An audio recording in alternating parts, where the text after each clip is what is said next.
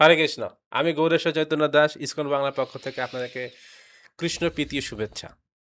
তো আজকে আমরা শিল প্রভুপাদের সাথে শ্রীশ্রীমৎ জয়প্রতাপ গুরু মহারাজের এত সুন্দর যে কাহিনী আমরা গত পর্বে শুনেছি, এই পর্বে আবার শুনব। তা যেখানে গত পর্বে শেষ করেছিলাম, আমাদের শিল প্রভুপাদের যে পুরো সমাধি মন্দির, সেই মন্দিরে অ্যা কে সমাধি মন্দির কেন বলা হয়? পুষ্প সমাধি মন্দির কেন বলা হয়? সেটা নিয়ে আমরা একটু এটা পুষ্প সমাধি মন্দির কেন বলা হয়?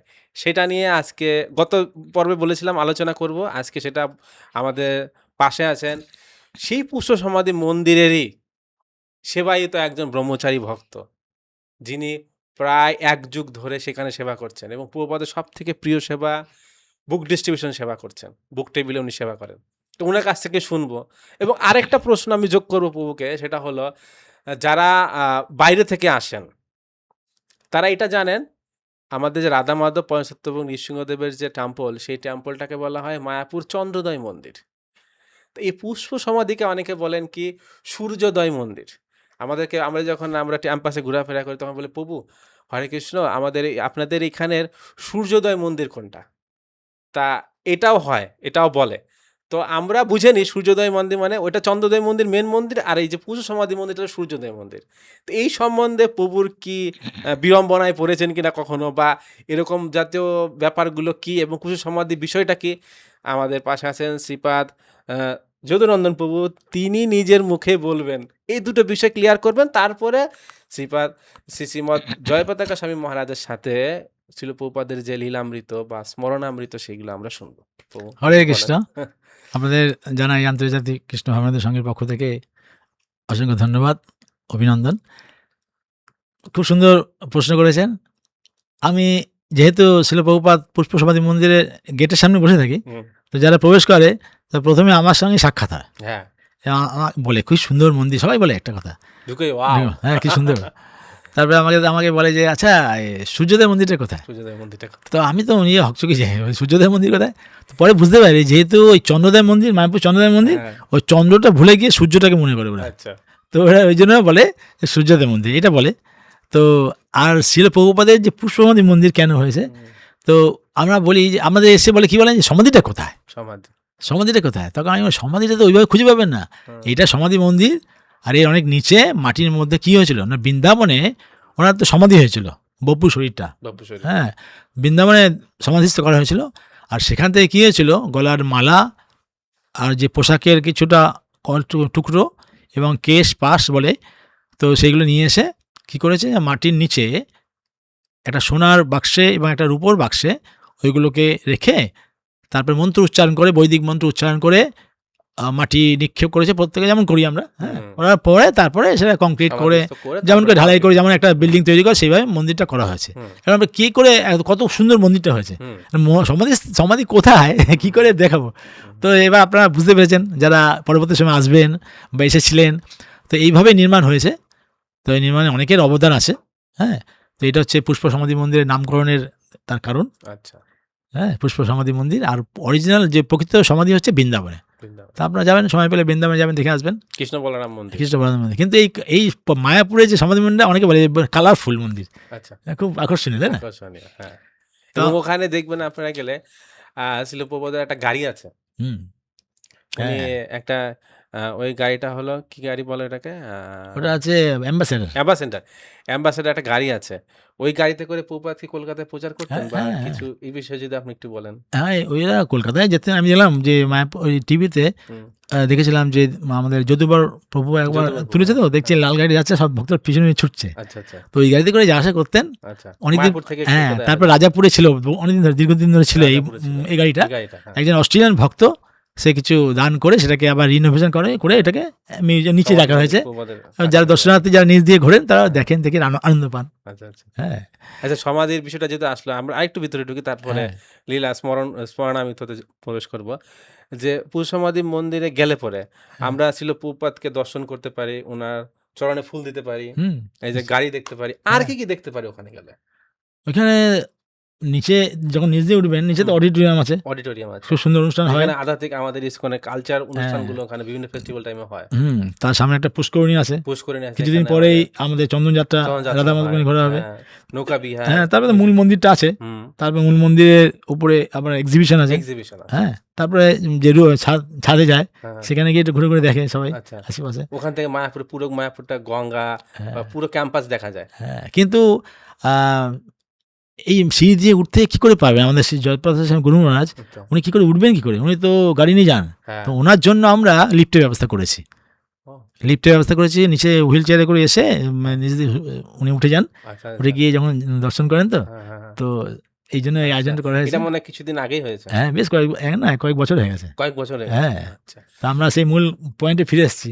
আচ্ছা। সেই তার মানে ওখানে এক্সিবিশন আছে, ছিল প্রভুপাদের লীলাগুলো হ্যাঁ, ওখানে হ্যাঁ, হ্যাঁ, মানে মূর্তির মাধ্যমে হ্যাঁ, হ্যাঁ, করে দেওয়া আছে পুরো মোটামুটি লীলাগুলো। হ্যাঁ, আর আমরা ছাদটা দেখতে পারি, খুব সুন্দর, মনে হচ্ছে কেউ আশীর্বাদ পুষ্প বৃষ্টি করছে। হ্যাঁ, হ্যাঁ, হ্যাঁ, মানে ওই ওইটা রূপটা আর কি। হ্যাঁ, একদম রূপ, মানে ছাদটা। হ্যাঁ, যাই হোক, আমরা মূল বিষয়ে ফিরে আসছি। শ্রী শ্রী জয়প্রতাপ গুরু মহারাজের সাথে ছিল প্রভুপাদের আরো কিছু মহিমান্বিত স্মরণামৃত আমরা শুনবো। শিল প্রভুপাদ একদিন বলছেন যে মন্ট্রিয়ালে থাকাকালীন ম্যাকগিল বোধহয় একটা ইউনিভার্সিটি ছিল, বুঝলো? আচ্ছা, তো সেখানে ওনারা ঘুরতে যেতেন মাঝে মাঝে। তা শিল প্রভুপাদ বলছেন যে ঠিক আছে, তোমরা ঘুরতে যাও, তো আমিও যাচ্ছি। তো কী হবে যদি কোনো দীর্ঘদেহী স্বাস্থ্যবান কোনো মানুষের সাক্ষাৎ যদি তোমরা পাও, জিজ্ঞেস করবে, এটা মজার ব্যাপার। হুম, হুম, তুমি বলে তোমার জিজ্ঞেস করবে হুম, যে সে কোন মুদি দোকান থেকে খাবার কিনে। আচ্ছা, তো ও, আপনারা অবাক হয়ে যাচ্ছেন। তো শ্রীমৎ জয়প্রকাশ গুরু মহারাজ বলছেন যে আমরা একদিন ঘুরতে ঘুরতে দেখছি, চিন্তা করছি যে এরকম লোক কাকে কোথায় পাবো। তো হঠাৎ দেখছি একটা ট্যাক্সি আসছে। ট্যাক্সি সামনে থামলো, সেখান থেকে একজন ড্রাইভার নামলেন। ড্রাইভারটা দীর্ঘদেহী বলিষ্ঠ ট্যাক্সি ড্রাইভার। আচ্ছা, তখন শিল প্রভুপাদ বলছে, হ্যাঁ, একে জিজ্ঞেস করতে পারো। হ্যাঁ, হ্যাঁ। তখন ভক্তরা গুরু আজ্ঞা শিরোধার্য না, গিয়ে প্রভুপাদ তোমার সাথে ছিলেন? হ্যাঁ, ছিলেন। আচ্ছা, আচ্ছা, হুম, একে জিজ্ঞেস করতে পারো। তো তখন একজন গিয়ে বলছেন যে আচ্ছা, নমস্কার মশাই, আপনি কোথা থেকে আপনার দৈনন্দিন জিনিসপত্র কেনেন? কোন মুদি দোকান থেকে? হকচকি গেছে, কী বলছে? তখন ব্যাপারটা বলছেন যে আমরা এরকম একটা সমীক্ষা সার্ভে করছি, হ্যাঁ, কিছু মনে করবে না, এই বলে জিনিসটা তখন পরিবেশটা একটা হলো। নাহলে ওরা অবাক হয়ে যাচ্ছে, কী প্রশ্ন করছে, অপ্রাসঙ্গিক একটা হ্যাঁ, কী প্রশ্ন। প্রশ্ন করছে। তো এটা একটা উল্লেখ ছিল, উনি উল্লেখ করেছিলেন। এবার আমরা যেটা বলতে চলেছি সেটা হচ্ছে যে আমরা অনেক সময় মনে করি যে জগৎটাকে দেখতে যাব, থাকবো না বদ্ধ ঘরে, দেখবো এবার দেখবো জগৎটাকে, অচেনার সন্ধান করব। হুম, হ্যাঁ, তো অচেনার সন্ধান, এদিকে রবীন্দ্রনাথ ঠাকুর বলছেন না যে সারা বিশ্বে কোথায় ঘুরছো, তোমার ঘরের সামনে শিশি বিন্দু আছে, ঘরের সামনে সেটাই তোমার দেখা হবে। যেটা দেখো না। সেরকম একবার কি হয়েছে, কেন বললাম এটা, ভূমিকা বললাম আর কি। একবার মন্ট্রিয়াল মন্দিরে জগন্নাথ স্বামী গুরু মহারাজ তো মন্ট্রিয়াল মন্দিরের অধ্যক্ষ ছিলেন, তো হুম, ওই জন্য ওনার বেশিরভাগ স্মরণামৃত ওই মন্দির কেন্দ্রিক। শিল প্রভুপাদ দেখছেন যে মন্দিরের মধ্যে আরশোলা ককরোচ ঘুরে বেড়াচ্ছে, ওটা আস্তে করে ধরে তিনি জানলা দিয়ে ছেড়ে দিলেন সেটাকে। আচ্ছা, কি বললেন যে যাও, তোমাকে এই পুরো দুনিয়াটা দিলাম। আচ্ছা, হ্যাঁ, তো কেন বললো এটা? মানে এই ছোটো ছোটো স্মরণীয় ঘটনা। তো এই জন্য দিল যে আমরা এই দুনিয়া দেখতে চাই, হ্যাঁ, সারা দুনিয়া দেখব, কিন্তু আমরা নিজের সম্বন্ধে জানলাম না। আমি যেটা আমার যে অনুভূতি ব্যক্ত করছি আর কি, আমি কে আমি জানতে পারলাম না, সারা দুনিয়া ঘুরে বেড়াচ্ছি, হ্যাঁ, দেখার জন্য।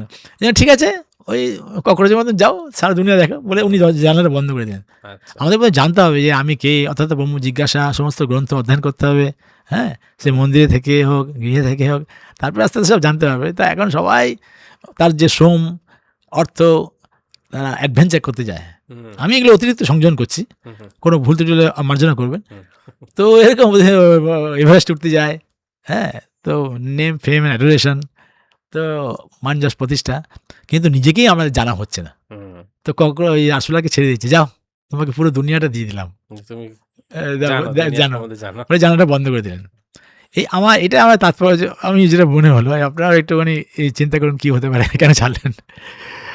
তো এইভাবে বললাম। এরপরে একটা ঘটনা, খুব গুরুত্বপূর্ণ ঘটনা ঘটেছে এরপর একটা।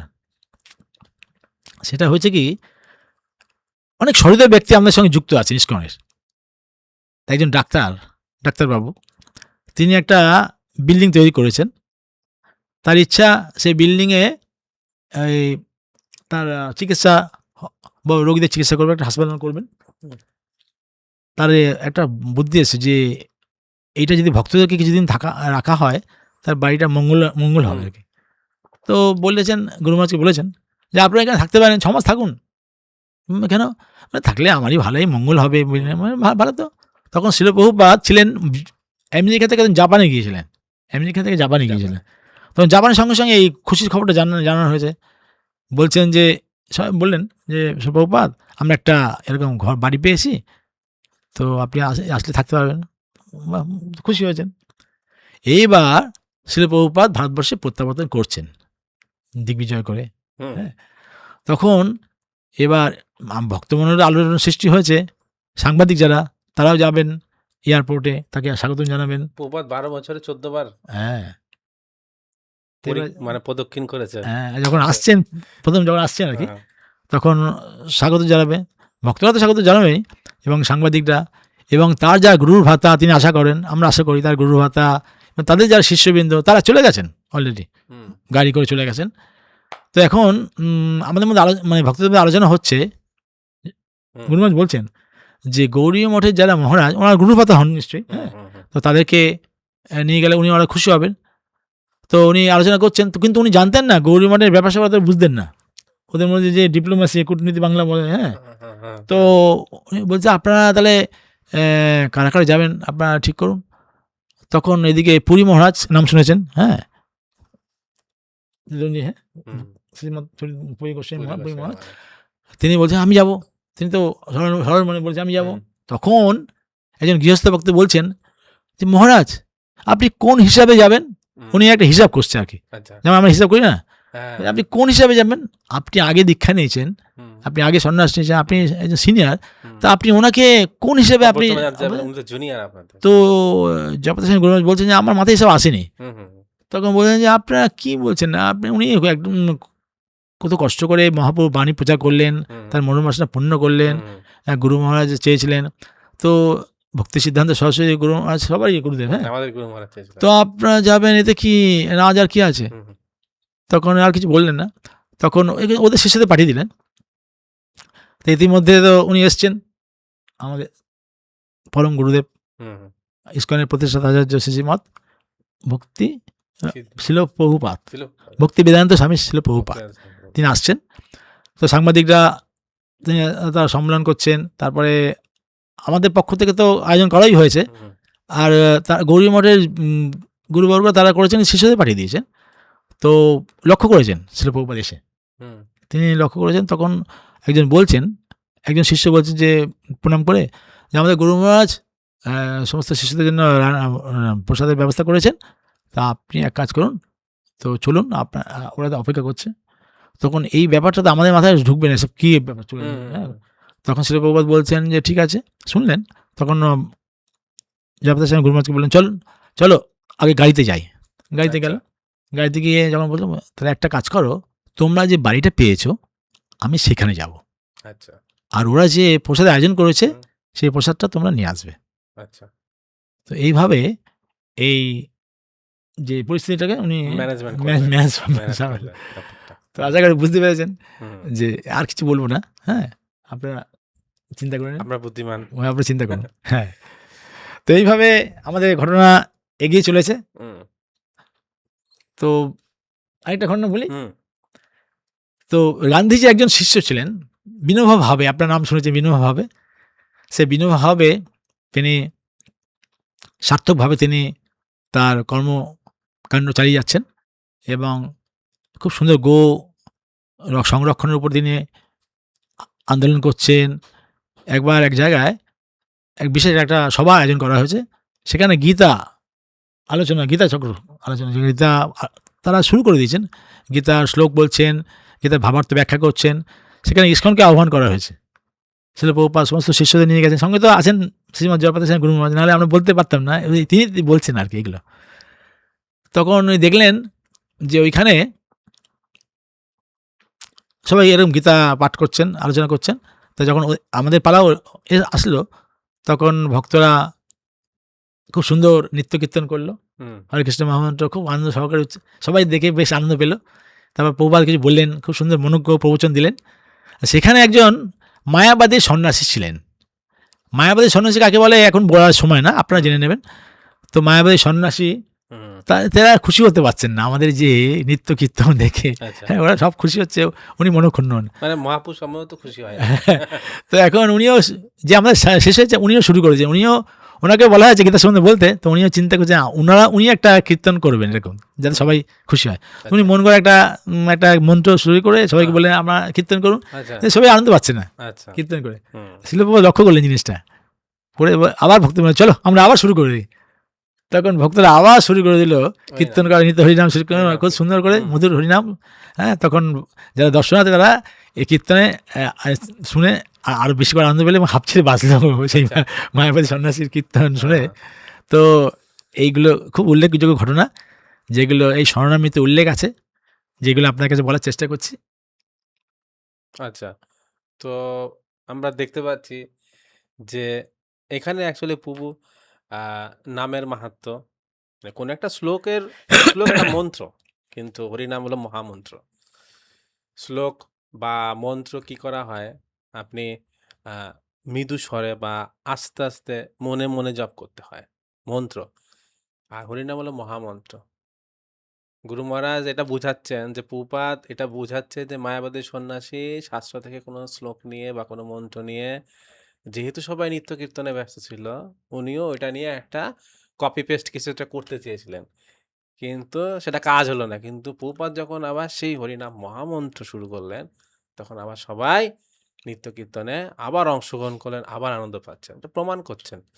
তো শুদ্ধ ভক্তরা কি করে শাস্ত্রের সিদ্ধান্তগুলোকে সবসময় তাদের নিজেদের অভিজ্ঞতা, নিজেদের দৃষ্টান্ত দিয়ে সেইগুলোকে প্রমাণ করেন। বুদ্ধিমান মানুষও সেটা বুঝতে পারেন। শ্রীশ্রীমৎ আমাদের গুরু মহারাজ শ্রীমৎ জয়প্রতাকা স্বামী গুরু মহারাজ এটা বুঝতে পেরেছেন বলে কিন্তু সেই বইয়ে উনি এটা উল্লেখ করেছেন। তো যাই হোক, আমরা এরকম আরো শুনবো তাদের মধ্যে যে স্মরণ প্রভুপাদের সাথে আ শ্রীশ্রীমৎ জয়প্রতাকা গুরু মহারাজের সাথে তার গুরুদেবের যে স্মরণগুলো, সেগুলো আরো শুনবো প্রভুর কাছ থেকে। তো আমরা এই পর্যন্ত, আপনাদের যদি কোনো প্রশ্ন থাকে বা আপনাদের যদি এরকম কিছু জানা থাকে প্রভুপাদের সম্বন্ধে, সেগুলো আপনারা কমেন্ট করতে পারেন। আমাদের সাথে যোগাযোগ করতে পারেন। মায়াপুর টিভির সাথে যোগাযোগ করতে পারেন। ইসকন বাংলার সাথে যোগাযোগ করতে পারেন। যার মাধ্যমে আপনিও এখানে আসতে পারেন। আপনিও যদি প্রভুপাদ সম্বন্ধে বলতে চান, আপনিও আসতে পারেন। যদুনন্দন প্রভুর মতো করে আপনারাও বলতে পারেন। যেখানে অ্যা পডকাস্টে প্রভুপাদের গুণকীর্তন করা মানে আমরা ১ম দিকে বলছিলাম যে মহাত্মা ব্যক্তিদের গুণকীর্তন করলে আমরাও মহান হতে পারি। তো এইভাবে আপনাদেরকে আমরা ওয়েলকাম জানাচ্ছি। যোগাযোগ করুন এবং পডকাস্টে আসুন। আমাদের কোনো অসুবিধা নেই। আমি থাকবো, আমার সাথে যোগাযোগ করবেন। তো পরবর্তী পর্বে আবার আপনাদের সাথে দেখা হচ্ছে। আমরা তাহলে হরে কৃষ্ণ। জয়প্রতাপ সিং গুরু প্রণাম মন্ত্র বলে শেষ করি। প্রণাম মন্ত্র বলতে নমো পারি। বিষ্ণুপদায় কৃষ্ণপৃষ্ঠায় কৃষ্ণপৃষ্ঠায় ভূতলে শ্রীমতে জয়পতাকা স্বামী ইতি নামিনে নমো আচার্য পাদায় নিতায় কৃপা প্রদায়নে গৌর কথা ধামোদায় নগর গ্রাম তারিণে। হরে কৃষ্ণ, হরে কৃষ্ণ। হরি বল।